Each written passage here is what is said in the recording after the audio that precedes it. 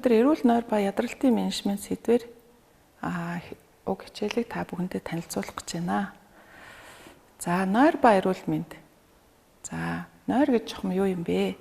Тодорхой давтамжтай үүсдэг физиологийн байдлыг бол нойр гэж ингэж хэлдэг. За, ер нь бол хэвийн үед бол 24 цаг тутам хүний нойр бол тодорхой давтамжтайгаар бол үүсдэг. За, энийг бол циркадны ритм гэж ингэж хэлдэг. За, нойр хүний физиологийн болон сэтгцийн нөхөн сэргээлтэнд маш чухал ач холбогдолтой. Хүн нойрснороо тодорхой хэмжээгээр бол маргаашийнхаа ажил төрөл тодорхой хэмжээгээр бэлддэг. За, насанд хүрсэн хүн хоногт бол 7-9 цаг унтах хэрэгцээ байдаг. Унтахад хамгийн тохиромжтой цаг бол оройн 10-аас 12 цаг ба сэрхэд тохиромжтой цаг бол 6-аас 8 цаг юм аа.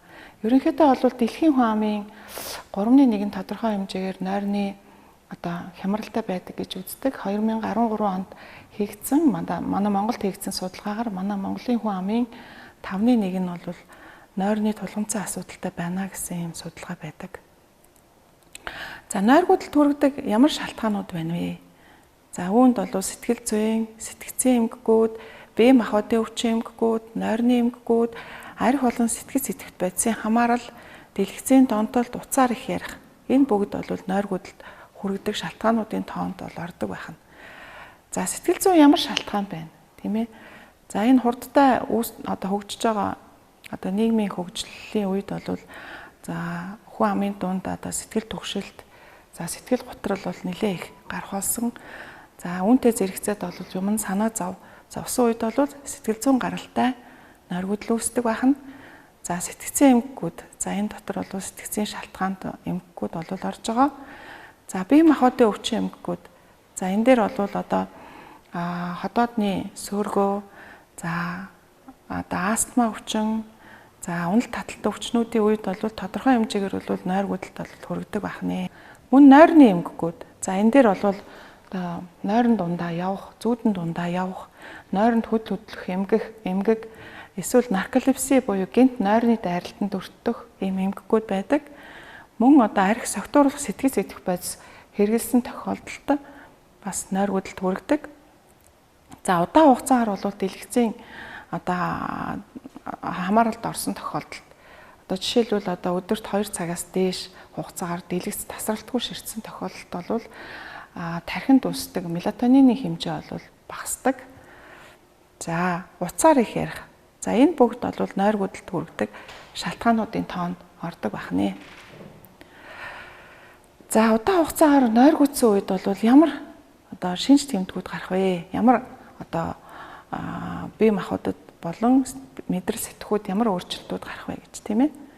За, нойр хулжих, өөрөөр хэлбэл унтаж чадахгүй, олон цагаар хөрвөөх, за, хит их эрт сэрэх, за, өнгөц нойрсох буюу зөөрмөглөх, гүн нойрны үед илэрхгүй байх, тийм ээ? Шөнийн турш олон дахин сэрэх, за, унтсан ч өглөө босоод амарсан шинж мэдрэгдэхгүй байх. За, нойрон дунд амьсгал тасалдах шинж, өдрийн турш нойрмоглох, за, гэнтийн нойрны дайралтанд өртөх, дөрөв ярьсан нарколепси гэдэг, тийм ээ? Гэнт суусан газараа унтчих ч юм уу, тийм ээ? Хар дард зүүдлэх, зүүдэндээ ярих. За, ийм шинж тэмдгүүд бол гардаг.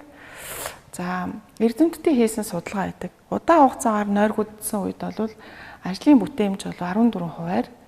За, тэгээд алдаа гарах эрсдэл бол 20% буурдаг гэсэн ийм судалгаа байдаг байна. За, хэвийн хугацаанаас богино эсвэл урт хугацаагаар унтдаг хүмүүсийн аль аль нь богино наслах эрсдэлтэй байдаг. Жишээлбэл өдөрт 5 цагаас бага унтах, эсвэл 9 цагаас дээш унтах нь бол аль аль нь богино наслах эрсдэлтэй. За, мөн чихрийн шижин өвчнөр өвдөх эрсдлийг бол дагуулдаг. За, 5 цаг ба түүнээс бага бол 2.5 дахин их, 6 цаг бол түүнээс бага бол 1.7 дахин их, 9 цаг болон түүнээс бага их бол 1.8 дахин их чихрийн шижин өвчнөд өртөх эрсдлийг бол нэмэгдүүлдэг байна. Чихрийн шижин гэхээр та бүхэн мэдж байгаа бах, тийм ээ? Өөрөөр хэлбэл нойр булчирхаанаас ялгардаг инсулин дааврын хэмжээ багаснаас үүсдэг. За, ийм өвчин байгаа. Цусан цаагрын хэмжээ бол ихснэ гэсэн үг. За удаан хугацаагаар нойргүй явхад бол цусан дах сахарын хэмжээ 17%-аар одоо нэмэгдсэн ийм судалгаа бол байдаг. За дараагийнх нь болохоор тархалт. За удаан хугацаагаар нойргүй явснаар бол одоо жин нэмэгдэх нь. За дутуу нойронд бол тархинд цадах үед ялгардаг лептин гэдэг дааврын ялгарлтыг бол бууруулдаг. Өөрөөр хэлбэл одоо шүнжэнгөө ингээ ажиллаад эсвэл шүнжэнгөө хичээлээд автаад хончих юм бол энэ дааврын хэмжээ бол буурчдаг байна. Өөрөөр хэлбэл хүн цадснаа мэдэхгүй болчих нь тийм ээ. За үүнтэй холбоотой бол цадсан мэдрэмж үүсгүйгээс болоод их хэмжээтэйгээр эзнээс таргалт үүсдэг байна. За мөн одоо удаан хугацаар нойргүй явснаас зүрх судасны өвчин, за тархин цус харвах, хотоод гидсний өвчин, тийм ээ. За дартлаа дутмагшил, ханиад томуу, зэрэг өвчнөд бол өртөмтгий болно. Яагаад гэхэлэр гүн нойрны үед бол бидний бие махбод бол амарч дархлааны одоо түвшин бол нэмэгддэг учраас хэрвээ одоо ялангуяа хүүхдүүд хичээл сургуультай бэлдэх, шалгалтандаа бэлдэж байгаа үед бол гүн нойроо авсны дараагаар одоо өглөө эрт босоод ч юм уу хичээлээ давтвал илүү одоо ой тогтоолт бол сайжрах, за хичээлээ илүү сайн ойлгох ийм магадaltaй байдаг бахнэ. За бүрэн амарч ажилдаа бэлэн болохын тулд өнгөц гүн зүүдний нойрыг бол дамжих ёстой. Өөрөөр хэлбэл одоо нойр гэдэг маань бол ийм хоёр үндсэн одоо мөчлөгтэй байдаг. Эхний мөчлөг нь болохоор зэрэг удаан нойрны үе, дараагийнх нь түргэн нойрны үе гэдэг ийм хоёр мөчлөгийг бол дамждаг. За удаан нойрны үе нь бол 4 үе шаттай. За эхний үе нь бол нэг 5-аас 10 минут орчим үргэлжлэн энэ нь бол одоо сэрэн үеэс одоо нойрмоглох үе буюу өнгөц нойрны үе тийм ээ. За энэний дараагаар бол 2 дугаар үе буюу жинхэнэ нойрны үе. Энэ нь болохоор 20-30 минут бол үргэлжилдэг. За энэ үед бол артерийн даралт буун, зүрхний цохилт бол багасаад хүн одоо нойрсоход бол бэлэн болж эхлэх нь байна. За гүн нойрны үе нь бол одоо 30-аас 45 минут орчим үргэлжилдэг. За энэ үед бол одоо бидний мэдрэлийн одоо нейронууд гэж ярьдаг мэдрэлийн эсүүдийн хооронд үүссэн хэрэгцээгүй мэдээллүүд устгах нь байна. За бидний бие махбод бол бүрэн гүйцэд бол амархан байна. За тэгээд ой тогтоолт бол одоо өдөртөө одоо болсон үйл явдлаа одоо тогтоох чадвар бол илүү сайн нэмэгдэг байна. За үүний дараагаар бол зүүд нойр буюу нүд одоо хурдан хөдлөх нойр буюу дараагийн үе. За энэ үед бол одоо хүн зүүдэлдэг. Өөрөөр хэлбэл одоо энэ үед бол одоо бодисын солилцоо сайжраад хүний биеийн температур нэмэгдснээрээ бие махбодын болон одоо сэтгцийн нөхөн сэргээлт бол явагдчихэйдэг. За мэдлэгээ бол үеижлэх систем анх зүүд нойронд харсан гэсэн ийм одоо түүх одоо бичигдсэн байдаг. За сайн унтахгүй бол юу болох вэ? За дутуу нойр нь бол ядралтанд хүргэдэг гол зүйл юм аа. Тийм ээ. Олон цагаар их ажиллах, ээлжийн ажилд одоо явах, тийм ээ. За тэгээд одоо ажлаас гэр хүртэлх зам урт байх. За эсвэл одоо удаан уйтгартай ажлыг олон цагаар хийх. За дэлгэц одоо удаан цагаар ширтэх. Энэ бүгд бол яах нь ядралтанд хүргэдэг. За ядралт нь сэргэг байдал буурч аюулгүй ажиллах байдал бол багасах байдлаар илэрдэг. За ямар шалтгаанууд байна? За унтах ёстой цагаар одоо ажиллах, бага цагийн эсвэл чанаргүй нойр авах, биеийн болон оюуны хүч их шаардсан ажил хийх. За эдгээр нь бол ядралтанд хүргэдэг гол шалтгаанууд байх нэ. За мэдээж та хизээч одоо дутуу нойронд бол дасан зохицно гэж бол байхгүй. За нойрны дутагдал нь бол ажлын гүйцэтгэлд хэрхэн нөлөөлдөг талаар бол цогтолтын зэрэгтэй харьцуулсан юм судалгаа байдаг. Хэрв та 17-оос 18 цагийн турш сэрүүн байх юм бол цусан дах спиртийн түвшин 0.5% тэнцэх хэмжээгээр бол согтсон юм шиг ийм одоо ажлын гүйцэтгэлд бол нөлөөлдөг байх нь. Мөн 20 болон түүнээс дээш цагаар сэрүүн байх юм бол цусан дах спиртийн түвшин 0.8% тэнцвүүц хэмжээний одоо цогтолтын зэрэгтэй тэнцвүүц хэмжээний ажлын чадварт бол нөлөөлдөг. Өөрөөр хэлбэл алдаа гарах магадлал улам ихсдэг байх нэ. За унтахаас өмнө хийж болохгүй зүйлүүд бол юу ээж болох вэ? За үүнд бол арх согтуурлах ундаа таныг одоо амархан унтуулах боловч одоо маш эрт одоо сэрээдэг. За никотин нь бол тархинд сэргээгч одоо үүрэгтэй учраас тамхи их татах нь бол нойрсоход бол бас сөрөг нөлөөтэй байх нь унтахаас 3-аас 4 цагийн өмнө кофений хэрэглээг бол багасгах.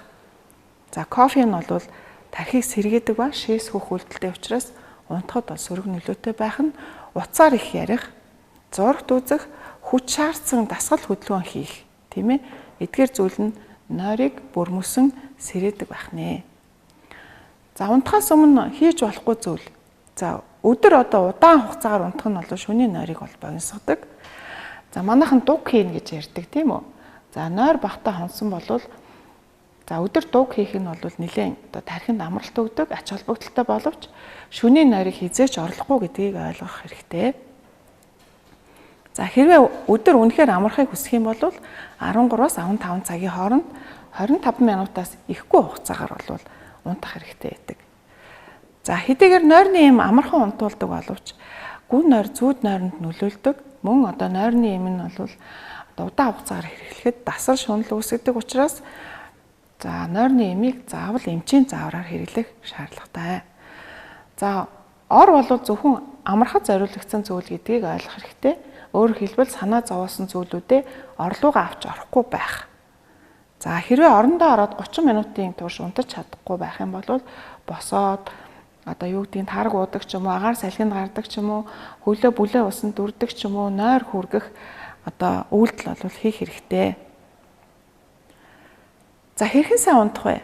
Таны тарих хизээ унтах болон хизээ сэрхийг бол тусгай тохиоллоор бол мэддэг. Өөрөөр хэлбэл одоо тарих бол хүчил төрөгчийг маш их хэмжээгээр бол одоо шаарддаг юм одоо эргэтэн байгаа.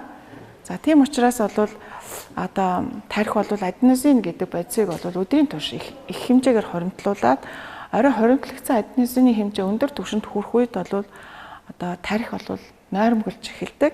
Мөн одоо мелатонин гэдэг нойрны даавар ялгарснаар хүн бол одоо нойрмоглож эхэлдэг.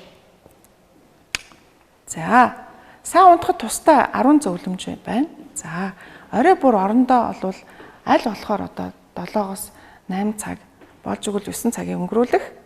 За тогтмол цагт унтах, тийм ээ. За орондоо бол одоо тодорхой цагт унтах. Өөрөөр хэлбэл 12 цагаас өмнө нойрны дааврын хэмжээ бол нэлээд их ялгардаг учраас болж игэл 24 цагаас өмнө бол орондоо орох хэрэгтэй.